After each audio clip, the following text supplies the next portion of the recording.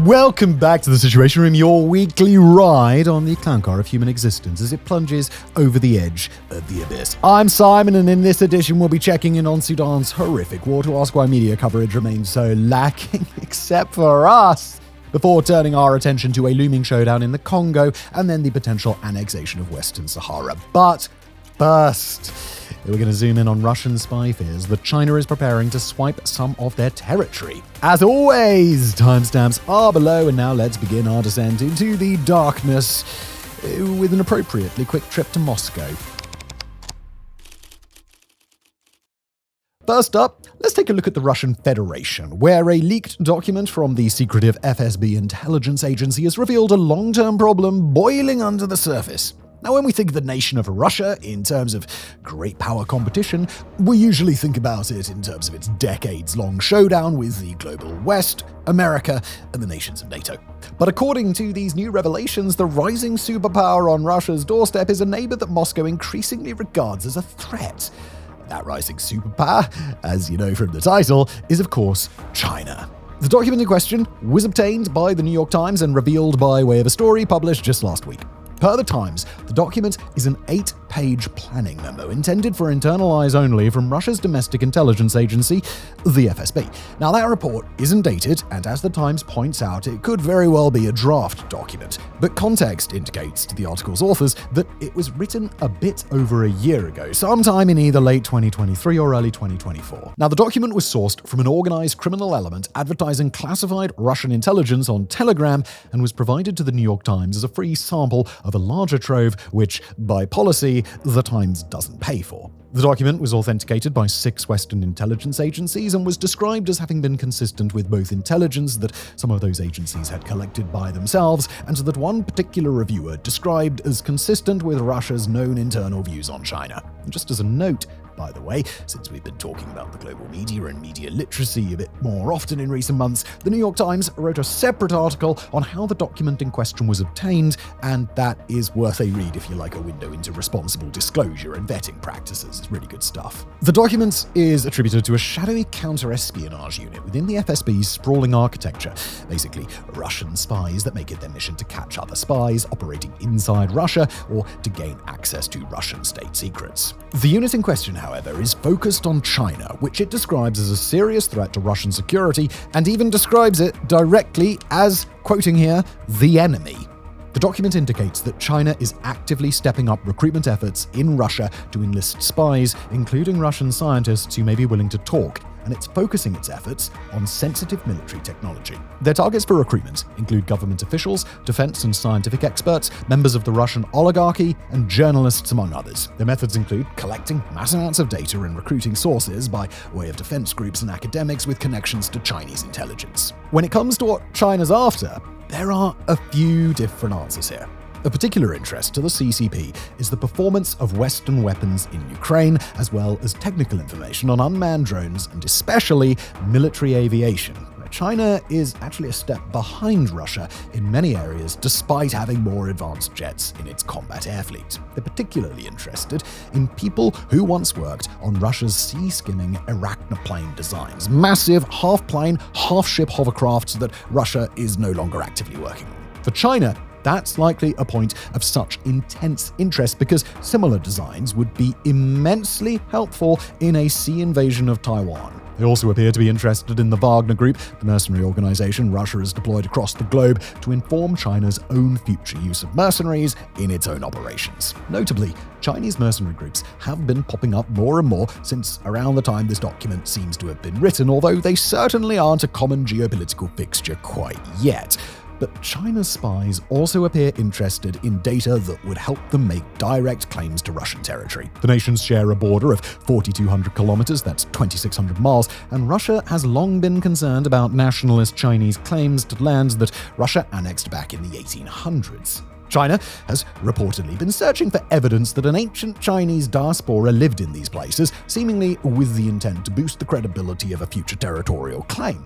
Elsewhere, China is alleged in this document to be using mining companies and universities in the Arctic as a front for espionage work, and Russia fears that Chinese spies have spread elsewhere, especially as Russia has been busy with its operations in Ukraine.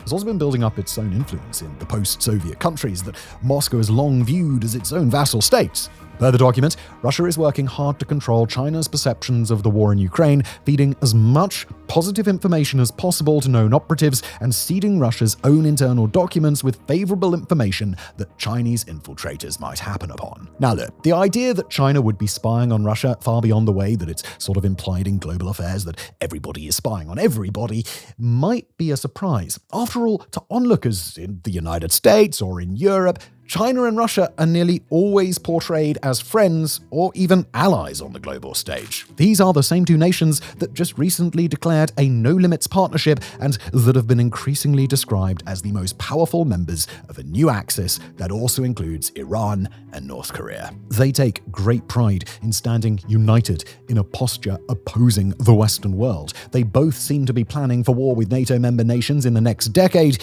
and they seem to be working hard to strengthen their relationship, not to tear it down. And indeed, that read of the situation is an accurate one. The two nations are both highly ambitious, and they agree that they'd rather be opposing NATO than opposing each other. When it comes to recent talk about splitting apart Russia and China, well, the alternative would be for either of them to go it alone or to take up with the US and Europe, and there's very little chance of that happening. So, certainly, the geopolitical frame of an aligned Russia and China makes good sense in the mid-2020s, and at least for the time being, those nations are best understood as being strategic partners, as their leaders would publicly attest. Indeed, this very document discusses ways that China is working to prop up Russia, including building supply chains that allow China to transfer technology to Russia while getting around international sanctions. The document also discusses Chinese offers to help produce drones and high-tech warfighting equipment. According to experts with knowledge of Russia's internal military and intelligence postures, however,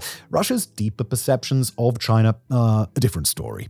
As former CIA station chief and Belfer Center fellow Paul Colby put it for the New York Times, quote, "You don't have to scratch very deep in any Russian military or intel official to get deep suspicion of China. In the long run, China is, in spite of the unlimited partnership and how useful they are, also a potential threat." End quote. So, the problem at the core of China and Russia's modern relationship is the problem of relative power. Not necessarily how powerful either country is on the world stage, but how powerful they are when compared to each other. Russia possesses one of the world's two largest nuclear arsenals. Its capital was very recently the capital of a bona fide superpower, and its military was among the most feared in the world until it was knocked down to size by Ukraine. But China's power is rising rapidly, whether on matters economic, cultural, military, or anything else, and it is China, not Russia, that's likely to end the 21st century as a true global power. To put it simply, these two nations have the dynamic of a big brother and a little brother, if, that is, both countries insisted that they were the big brother in the relationship. And while Russia can still get away with throwing its weight around as a relative equal to China, it won't be able to do that for very much longer. It's not yet clear what will happen to the Russian economy after years upon years of overheating to fuel the war in Ukraine, but whatever happens afterward, it certainly isn't going to be good.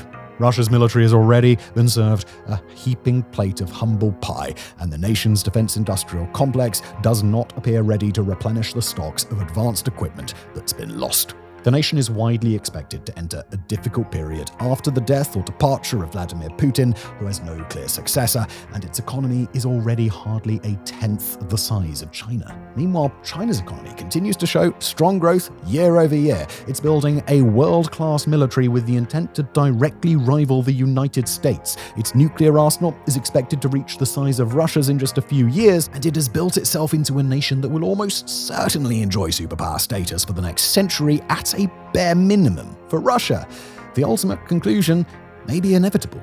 Given enough time on its current trajectory compared to China on China's current trajectory, Russia seems to be poised for a long, slow decline into second-tier status, while it's China, just next door, that will be the dominant force in Eurasia for quite a while, with India potentially rising to eclipse Russia too. In that world, Russia could become to China what Europe was to the United States from the 1990s to the 2010s. Russia's abundant mineral resources, its unfettered access to the Arctic, and its immense reserves of oil and other energy sources are all things that China wants. and as Russia grows weaker over time, China will be able to offer partnership and even protection in exchange. But even if that conclusion is one that Russia ultimately can't escape on a scale of decades, it can at least be delayed for quite a while. And for Moscow, the best way to do that is by maintaining as many competitive advantages with China as possible for as long as possible. As long as Russia is able to demand China's respect militarily and offer economic and technological resources that China doesn't have, Russia can preserve a relationship of equals. It can avoid playing second fiddle, and it can stave off the worst-case scenarios, economic subordination, or worse, outright territorial annexation. Conversely, if China can gain access to Russia's many state secrets, it can elevate itself while diminishing the threat posed by a future rival. To be sure, that's an effort that will take decades. But it's when Beijing is playing the long game that it is really at its most dangerous. As for what Russia is doing about all of this, the document analysed by The Times does give some indicators. For one, Russia is reportedly paying close attention to its own citizens who work closely with China, especially in technically or strategically sensitive areas. They've been working to educate Russians who might be targeted about the intelligence focus of their work, and they've been harvesting mass amounts of data from WeChat, the immensely popular Chinese messaging app. People who are thought to have been targeted by China have had their phones hacked and scraped for data by the FSB. All the while, the document outlines a careful dance that FSB agents have been trying to get right, investigating and engaging in counter-espionage efforts as much as possible without upsetting the delicate geopolitical balance between Moscow and Beijing. Classifying China as a potential enemy, as this report clearly does, is something that's not supposed to be done in any public-facing way. And to be clear, it is unlikely that a leak of this document to the New York Times would somehow precipitate a Russia-China breakup. As a rule, we should assume that by the time an internal Russian document is leaked to the Western press, China is already well aware of it, and despite the apparent veracity of the document, it's the sort of thing that each nation can very easily deny. In fact, the vast majority of their citizens will probably never hear about this, thanks to strict internet controls, and as long as that's true, it doesn't really matter that much. The thing about great power competition like this is that although grand shifts in the balance of power can only come at a glacial pace, they're usually something that every side can see coming for quite some time before it actually hits. China is almost certainly aware privately that Russia would be concerned about China's status as a long-term rival, while Russia almost certainly knows that China knows. Instead, leaks and reports like this are confirmation, shining a spotlight onto the espionage that's usually kept behind closed doors. It's one thing to assume that all of this is happening, but it's quite another to see it play out before our eyes.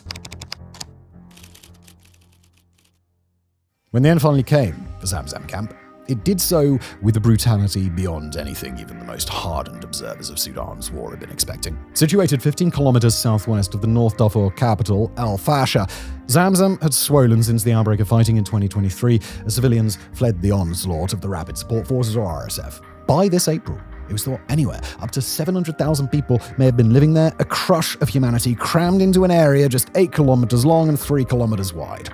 But what was meant to be a place of safety would soon become a death trap. After rampaging across most of Darfur, the RSF laid siege to Zamzam in May 2024. By late August, the situation had become so desperate that famine had been declared. As one witness told the Associated Press, quote, "For too long, there was no option but to eat grass and tree leaves." So long as the camp held out, though, there was still the chance that things could return to normal. A basic healthcare center remained operational. People still had their homes, huts that some had lived in for over 2 decades. These were people who had fled to Zamzam ahead of the RSF's precursor, the Janjaweed militias that carried out the Darfur genocide. In short, Zamzam may have been a sprawling, overcrowded, displaced persons camp in the middle of the desert, but it was also the only thing most of its residents still had. At least, they did have until April the 10th. That evening, RSF forces massed on the camp's perimeter. Just 20 days earlier, the paramilitaries had been dealt a serious blow over 800 kilometers east when the Sudanese armed forces had driven them from the capital of Khartoum. Now it seems like the group was out for revenge. Here's how The Guardian described what happened next, we'll quote. The Rapid Support Forces began the onslaught, shelling, firing from anti-aircraft guns mounted on pickup trucks, and storming into the camp, chanting racial slurs as they fired on their victims. For Zamzam's residents, it was the start of a long weekend in hell. For roughly 4 days, the paramilitaries rampaged through the camp, firing machine guns into crowds, looting and burning homes, and carrying out the mass sexual assault of women and girls. According to satellite imagery analyzed by Yale School of Public Health's Humanitarian Research Lab, a full 10% of the camp was reduced to ashes. The one remaining medical center was destroyed, and all of its workers were executed. Nearly 500,000 fled, the bulk of them towards the besieged city of Al-Fasher, now the last holdout of the Sudanese armed forces in the whole of Darfur, a region larger than California. There, they found a city under constant bombardment, teetering on the brink of collapse. But at least 150,000 of Zamzam's population chose to flee west towards the town of Tawila. The new humanitarian explains that Tawila is considered a safe spot since it's under the command of the Sudan Liberation Army Abdul Wahid, a rebel group that has declared itself neutral in the conflict between the military and the RSF. Sadly, covering the 60 kilometers between Zamzam and Tawila would become an ordeal in and of itself. A recent article in Project Syndicate describes how RSF fighters ran down and attacked those traveling by road, desperate to avoid the paramilitaries. Many tried to escape through the desert, where satellite imagery shows scores likely died of dehydration or heat exhaustion. An outpost of Médecins Sans Frontières operating out of Tawila reported, quoting here, "Children who were literally dying of thirst upon arrival." Taken together, it's unknown how many people perished in the RSF assault on Zamzam and the subsequent flight across the desert. The UN estimates at least 400 died in the camp alone, but reports from a humanitarian collected from the ground suggest the true number was much higher. As for the death toll on the road to Tawila, the journalists at Project Syndicate merely write, "In total, thousands of people likely died." Now, after that harrowing opening, you may be wondering why we're covering this story 2 months after the fact, or why it's featuring in an episode of Situation Room in mid-June rather than back in April. Well, the reason's simple. Rather than the massacre itself, we want to cover the international reaction to the massacre, or rather, the lack of reaction. Because 2 months after the RSF carried out a horrific war crime, one their own fighters gleefully filmed and posted to social media, the default position of the world seems to be a shrug. A sense that, that was bad, but what are we going to do about it? And that raises a really important question. Why?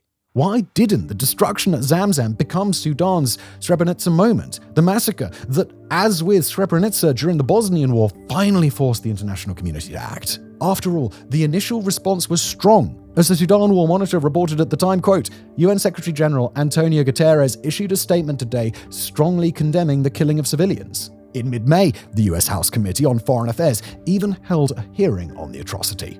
But actual, concrete developments in response to the slaughter have been totally absent. Humanitarian budgets go unfunded. International protests against the killings are all but invisible. Governments, including African governments, issue words of condemnation and then do nothing. Trying to figure out why, well, that's going to be the goal of this segment. First, though, a super fast refresher for those of you who aren't up to speed on the conflict in Sudan. Erupting in April of 2023, Sudan's war began as a power struggle between two allied factions. A couple of years earlier, the Sudanese armed forces and the paramilitary RSF had collaborated to overthrow a civilian-led government formed in the wake of the toppling of longtime dictator Omar al-Bashir. By 2023, though, both were angling to become Sudan's sole authority. But what started as a battle between two armed factions on the streets of Khartoum quickly morphed into the most chaotic, cruel conflict happening anywhere on Earth. As the army retreated east toward the Red Sea coast, the RSF overran the western region of Darfur. Ethnic massacres, the mass sexual assault of women and girls, and the enslavement of civilians all became common. Across the nation, cities were ransacked and burned. Khartoum was reduced to a smoldering shell. Agricultural lands were torched, and both sides blocked aid from getting in, leading to widespread starvation. All told, it's thought today that 13 million Sudanese have been displaced by the fighting. As early as May 2024, the United States Special Envoy was sharing estimates that 150,000 had been killed, a total likely to have skyrocketed since then. Exactly by how much, though? That's impossible to say. While there are plenty of high-quality studies trying to estimate the death tolls in Gaza and Ukraine, in Sudan, there are almost none. One of the few serious ones by the London School of Hygiene and Tropical Medicine estimated over 61,000 had died in Khartoum state alone by summer of 2024. And that was before Khartoum even saw the worst of the fighting. What we're trying to say is that Sudan's war is one of the most apocalyptic conflicts the world has seen in recent years, yet it remains firmly under the radar, and that, to be honest, is just pretty fucking wild, isn't it? Usually, when we discuss ignored wars on this channel, it's stuff like the Congo or the Annex sweeping Haiti, objectively awful, important stories, but also stories where the fighting is either contained or the death toll remains in the thousands. It's rare for a war to blow up that kills over 150,000 people in a single year, features the complete collapse of a vast country, and sucks in outside powers as varied as Iran, Russia, the UAE, and Turkey, yet generates comparatively few headlines. As Yale history doctoral candidate Ban Abu Bakr told New Lines magazine of the lack of coverage in Sudan, quoting him here, "We've transgressed all these benchmarks. The world's worst humanitarian crisis, the world's worst famine, the world's worst X, Y, and Z." We say this over and over again. It just goes into the ether. All right, so now let's try and unpack why that might be.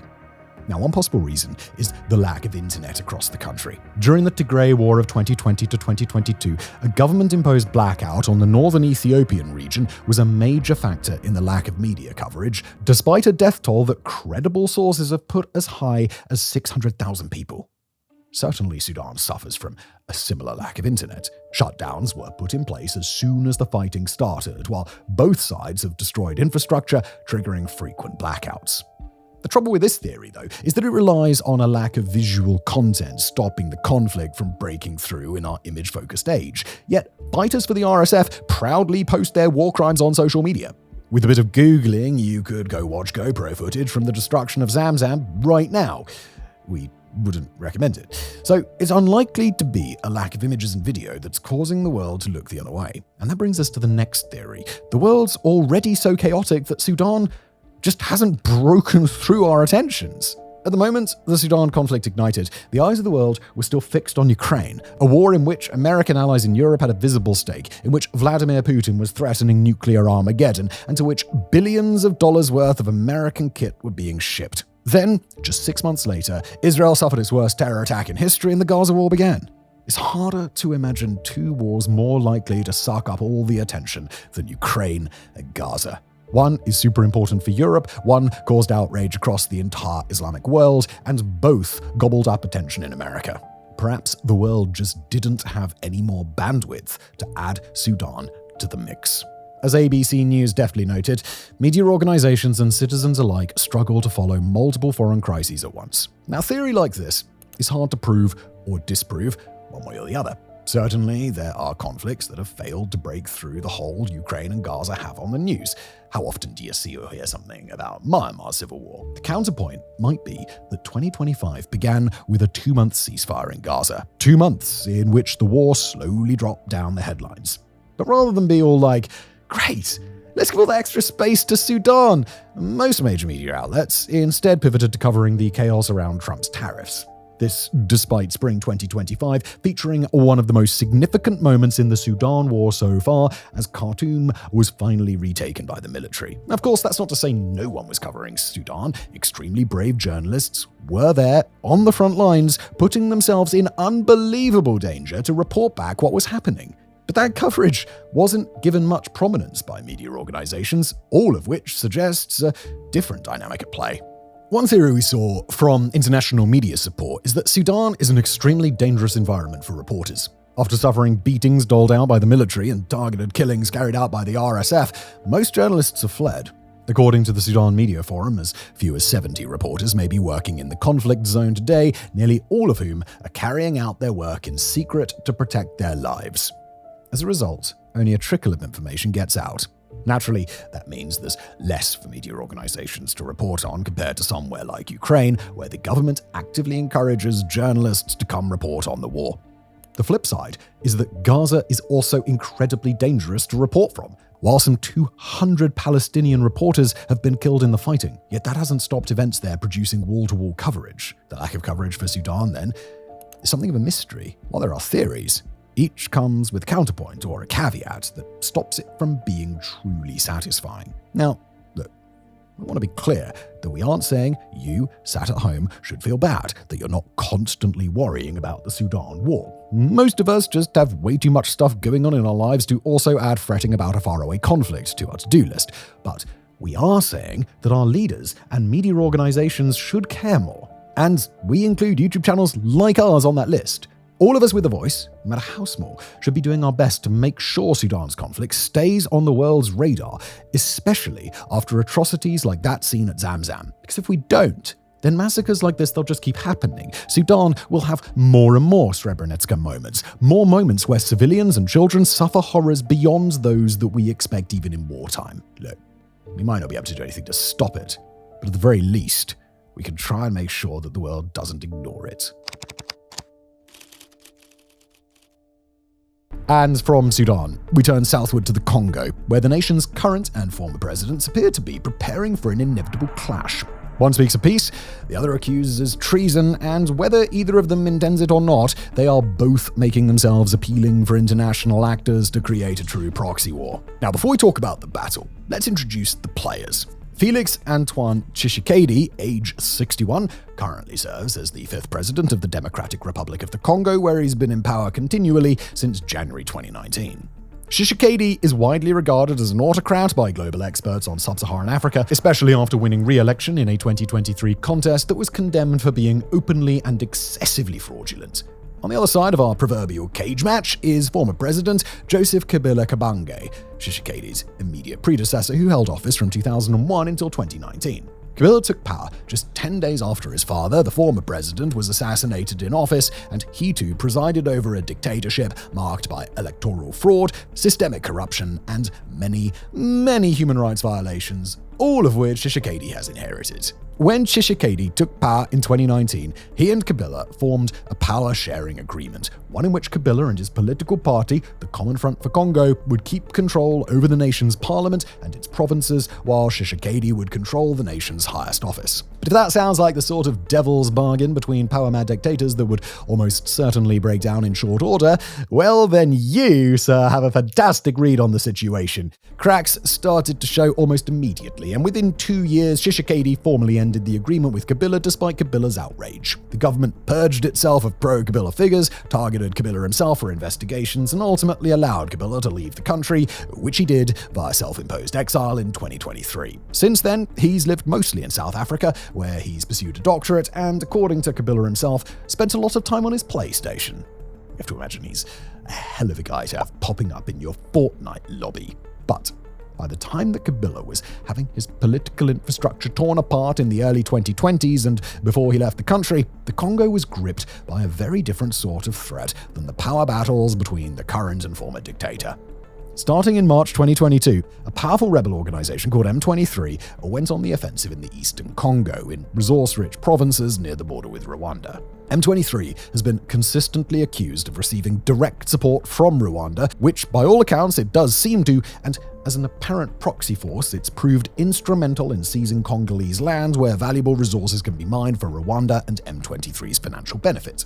For the next several years, M23 slowly escalated its offensive until January and February of this year, when the rebel group captured 2 provincial capital cities back-to-back. The city of Goma in the province of North Kivu and the city of Bukavu in the province of South Kivu. Now, we've covered these military offensives extensively here on this channel if you'd like to go back and learn more about them, of course, after you've finished watching this fantastic episode. M23's rapid military gains have created a rebel zone in eastern Congo, with the group now in full control of the Congo's border with Rwanda, still drawing on support from the Rwandan government, and now entirely able to mine and ship resources as Rwanda's leaders see fit.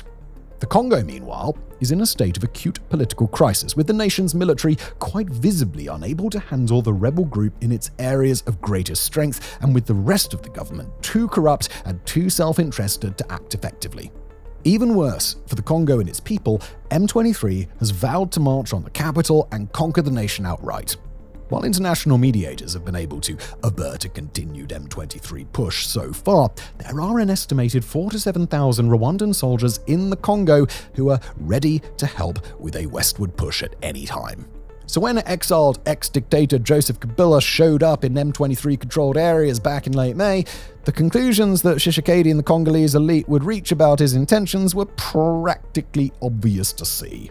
For weeks prior to his return, Kabila had taken to the global press, explaining that he intended to visit his home nation and find a solution to the M23 conflict. But the former dictator has long been accused by the current dictator, among others, of being the mastermind behind the M23 organization.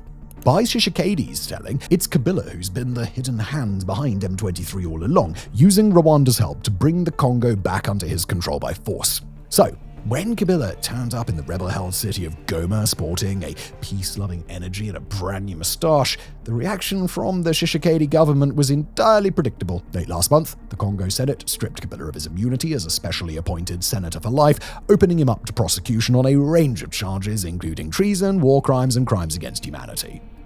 In early June, Tshisekedi's allies banned the media from reporting on Kabila or his activities or speaking to members of Kabila's political party. Now, Kabila denies any association to M23, to Rwanda, or to the broader array of insurgent elements in the Congo. By Kabila's own telling, he's returned strictly for a peace mission with the intent to broker an arrangement between M23 and the internationally recognized Congolese government. Certainly, some of the evidence against Kabila is suspect. Opposition leaders who've accused him of crimes are believed to have done so under duress, and the Congo has been either unwilling or unable to produce specific, direct evidence of Kabila's complicity with M23. At the same time, however, Kabila has been welcomed with open arms in M23-controlled areas. He spent a lot of time doing PR appearances that make M23's leadership look pretty good, and he hasn't given any indication of how long he'll stay in M23 territory or whether he even intends to leave. Quite frankly, international observers would be well within their right to assume the worst on both sides. This is a conflict where there are precisely zero good guys except innocent civilians trapped in the middle, and where both Kabila and Tshisekedi are top operators in one of the most corrupt and blood-soaked mineral extraction zones in the world. And whatever the truth of Kabila's motivations, it's very hard to ignore the optics here. The nation's longtime dictator and a certified Tshisekedi hater is cozying up to a rebel group that can bring Tshisekedi down, while Tshisekedi and his government rain so many accusations down on Kabila's head that they've left zero room for future reconciliation. And although the idea of a domestic dictator battle royale is fascinating enough, the stakes get even higher when we factor in the global stakes of the Congo conflict. This is a part of the world with immense mineral value, accounting for up to 80% of the world's cobalt production, over 40% of tantalum, and over a fifth of its diamonds, and a tenth of its copper. Any nation would stand to gain massively from control over the DRC, where very low costs of production, weak borders, and weaker industry protections make it very easy to exploit the land and its bounties. China controls legal mining and engages in illegal mining operations in the Congo and has invested heavily in the infrastructure needed to help exploit the nation's resources. Russia is rumored to have sent mercenaries to the Congo, offering regime protection in exchange for access to minerals. The United States is working to make a deal with the DRC by the end of June, clearing the way for US investment in the country's mining sector while gaining control of a greater share of the resources that are available, while the European Union has enmeshed itself deeply within the Congo for the same reasons. But in a moment in history where global dynamics are shifting rapidly, there's little reason to believe that the Congo would evolve into some strange other world where competitive major powers suddenly have no interest in gaining full control for themselves. If Russia, China, the US, and the EU all agree that the Congo is a very important source of resources, the likely next step isn't going to be collaboration, but confrontation. And now, more than ever, the Congo is primed for exploitation by way of a proxy war. M23 has a clear base of power and regional backer. A clash between M23 and the forces of the Congo would be a fair fight. And now, both sides are led by a figure who's become larger than life in Congolese affairs. Felix Tshisekedi representing the internationally recognized government, and Joseph Kabila representing M23 and all that comes with it. Already it's not difficult to see where global powers would end up. China's a very strong diplomatic and economic partner to Rwanda. Beijing is the nation's largest trading partner. It invests heavily into Rwandan infrastructure, it's cancelled Rwandan debt unilaterally, and it benefits from Rwanda's support in international diplomacy. Russia, too, is strongly tied in with Rwanda, with the nation's leader openly defending Russian mercenary operations across the continent. Both nations would have little to lose by pivoting to support M23 if they believed, as they may have good reason to, that M23 could sweep across the nation if it had the right help. Meanwhile, the United States under Donald Trump has made it clear that it'll work with Tshisekedi despite his many flaws, as long as the resources keep flowing, and the EU's heavy investments into the DRC's internationally recognized government would suggest that it too would favor Tshisekedi. These same nations, the US and the many countries of the EU, have slowly been souring on Rwanda, starting to grow tired of Paul Kagame's constant exploitation of his place in the global order. And even if Joseph Kabila's intentions are pure in traveling to Goma, even if he really does see himself as a broker of peace between these two sides, he could still very easily become a patsy for one side of this conflict. Under current conditions, Kabila's chances of returning to Tshisekedi's good graces are vanishingly small, and Tshisekedi has made it abundantly clear that he'd like Kabila's head on a platter. Meanwhile, Kabila has shown that he's no stranger to dictatorial autocracy or to personal enrichment as a byproduct of his power. If Rwanda and potentially Russia, China, and other allies can convince Kabila there's no real chance of peace, but offer him a path back to power if he'll lead the war effort, then they'd gain the support of a figure whose mandate to lead the Congo is about as solid as Tshisekedi's. Kabila has already made himself into a credible challenger, launching allegations of tyranny against his rival and facing the death penalty if he was to be captured by the Congolese government. Right now, in the weeks immediately following Kabila's return, M23 is in the process of ramping up its military operations again. Over the course of the last month, the rebels have targeted pro-government militias in North Kivu province, particularly in densely populated areas, in an apparent effort to secure a better hold on their logistical and supply routes. Those rival militias have given fierce opposition, but they don't appear to be ready to defeat M23, and they're slowly being beaten back as the weeks have gone on. At the same time, M23 has purged areas that it controls of fighting-age men who might oppose them, confiscating weapons and arresting several hundred people thus far. M23 has been credibly accused of arbitrary detention and torture as part of those purges. As the group consolidates control over its captured territory, it'll be easier and easier for new weapons and fighters to flow in via Rwanda. Once those supply lines are secure, Rwanda and its international allies could prop up a war effort, and if Joseph Kabila remains in Goma for much longer, he may very well become the leader of an effort to bring down Tshisekedi. And in our final story of the day today, we visit the disputed territory of Western Sahara, the final remaining colony on the African continent. Sparsely populated, with about 70% of its territory administered by the nation of Morocco, Western Sahara's status has been a subject of debate for many decades. But over the last several months, it's become clear that a resolution on Western Sahara might be imminent, as a growing list of nations throw their support behind Morocco's claim to sovereignty. The most recent moment of change for Western Sahara came on Thursday, June the 5th, when the West African nation of Ghana endorsed a plan to settle the region's status once and for all. Under Morocco's proposal, which the nation has been trying to get adopted since the mid-2000s, Western Sahara would be recognized globally as Moroccan territory, adding 272,000 square kilometers of territory to the nation in the process. The Moroccan government in Rabat would assume full control over the territory's foreign affairs and full responsibility for its defense. In return, the territory would be granted an autonomous governing status, with the territory's native people, the Sahrawi, granted the ability to manage most of their own affairs.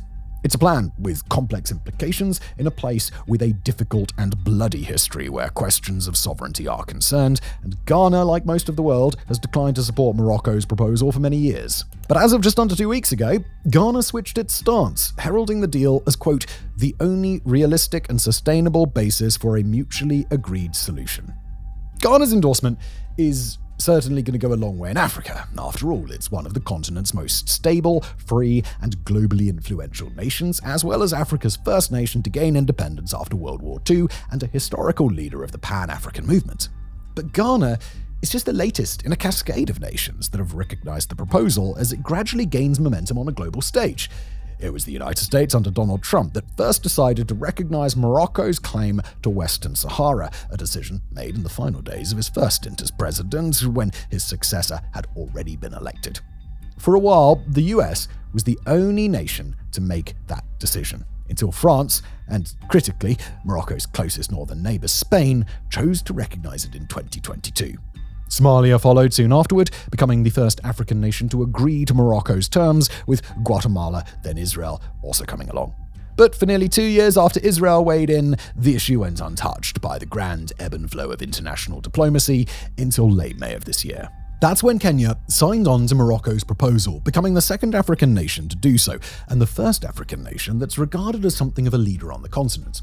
By the way, we're sorry, Somalia. If it's any consolation, we would have said that before you tried to sue us, allegedly.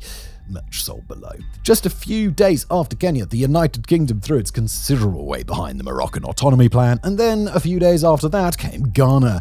In all three cases, the decision came amidst ongoing efforts to build closer ties with Morocco's leaders and take advantage of some upcoming economic opportunities that we'll discuss later in this segment. Now, this new wave of rather optimistic, breezy endorsements for Morocco isn't to say that the question of Western Sahara is an easy one to answer. As we've mentioned, the territory is historically home to the Sahrawi people, a diaspora of some 650,000 people across the globe, including 160,000 still in Western Sahara, 90,000 in Morocco, and about 175,000 living as refugees in Algeria. For decades, a part of Western Sahara has been under the control of the Polisario Front, a Sahrawi nationalist liberation movement that fought a war against Morocco from 1976 to 1991. The Polisario Front is the armed wing of a partially recognized government called the Sahrawi Arab Democratic Republic that's currently recognized by about 40 global nations, including Iran, Mexico, Colombia, and 20 nations in Africa. The Sahrawi and the Polisario Front have long benefited from the support of neighboring Algeria, where Sahrawi refugees live in the barren western province of Tindouf. Today, Western Sahara is divided both physically and figuratively. About 70% of the territory is under the control of Morocco, including nearly all of the coastline and most of the arable land, while the remaining 30% is under the control of the Polisario Front. Hardly anybody lives out in those badlands anymore, especially after they were cut off from the rest of Western Sahara by a line of several giant sand berms built by Morocco and running about 2,700 kilometers across the entire territorial divide. Morocco has heavily fortified its side of the berm, as well as other areas under Moroccan control. Since 2020, the ceasefire that governed Western Sahara since 1991 has been broken, with both sides engaged in very low-grade fighting, but neither side taking casualties with any real frequency. In a practical sense, the work of governing the Sahrawi and the Free Zone of Western Sahara is done at the refugee camps in Algeria, and the Sahrawi of today stand practically no chance of gaining the sovereignty that they desire by force. So, when we come to the all-important question of why now? One part of the answer to just why nations are rallying behind Morocco's proposal is because there's simply not much of an alternative anymore. The Polisario Front lacks the means to challenge Morocco in the way that it once did, and Sahrawi sovereignty barely qualifies as a pipe dream under the current circumstances. But although the Polisario Front are very weak, that only tells half the story. The front has long been observed growing increasingly radical, even jihadist in some of its rhetoric, and recent investigations by the global press have dug up clear associations with the Iran-backed organization Hezbollah. As the research analyst Ahmad Sharawi explained in a recent article via the National Interest, the Polisario Front has a history of allowing groups like the Islamic State and Al-Qaeda to operate in the areas it controls, while its recent contacts with Iran indicate that at least one prominent Polisario leader endorsed joining Iran's axis of resistance. The group's recent targeting of Moroccan civilians, its apparent attempts to procure drones from Iran, and repeated allegations that the group recruits child soldiers have made it a far less palatable ally and led it to be regarded as a potential security threat. Situated far too close for comfort to the mouth of the Mediterranean, and with a sovereign backer in Algeria that appears happy to provide continued shelter for Polisario fighters, the potential for the group to become something of a Sahara version of Yemen's Houthis is pretty difficult to ignore. At the same time, Morocco has worked hard to offer a competing vision for the territory, one of promised autonomy and, if all goes according to plan, economic prosperity. Morocco is well on its way to constructing a new megaport worth the equivalent of $1.2 billion in a Western Saharan coastal city called Dakhla. There, Morocco plans to build a trade port, a fishing port, a shipyard, and an oil terminal linking the entire city to Morocco's national highway network. When complete, the director of construction for the project expects it to handle 35 million tons of goods each year. That's according to an interview with CNN he did last month. Morocco hopes to use the port as the first step to process natural resources which have historically needed to be shipped out of Africa in order to be refined. Meanwhile, Western Sahara itself is rich in phosphate and may have deposits of other lucrative minerals, including cobalt and lithium. Also, Morocco will be jointly hosting the World Cup in a couple of years alongside Spain and Portugal, which appears to have played into the decision-making process for the UK at a minimum. On the same day as Foreign Secretary David Lammy announced the UK's new support for Western Saharan autonomy under Morocco, he also signed an agreement to step up collaboration on critical infrastructure development in the nation, something that's sure to help with the World Cup, but could also end up extending to development efforts in Western Sahara to the south. With Morocco growing into a more important economic partner in Africa, long-standing disagreements over Sahrawi sovereignty have increasingly been treated like an inconvenient obstacle to collaboration rather than a pervasive issue.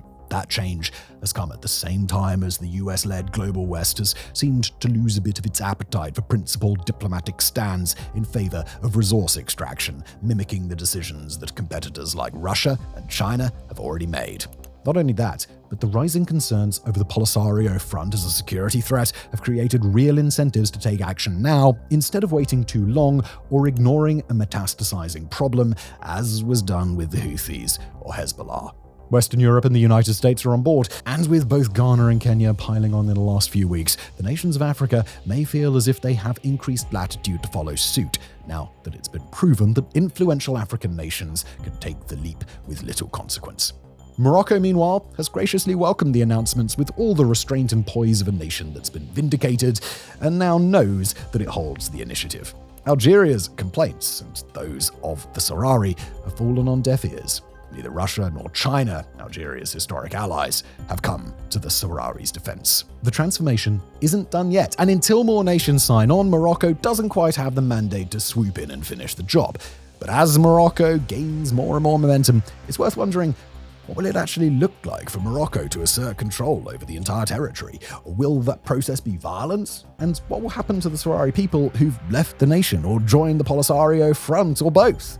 Will the Polisario front step up violent attacks, ushering in a bloody few years across Western Sahara? Or can the Sahrawi liberation movement be convinced to give up the game and integrate quietly into a new status quo that should work well enough for everyone?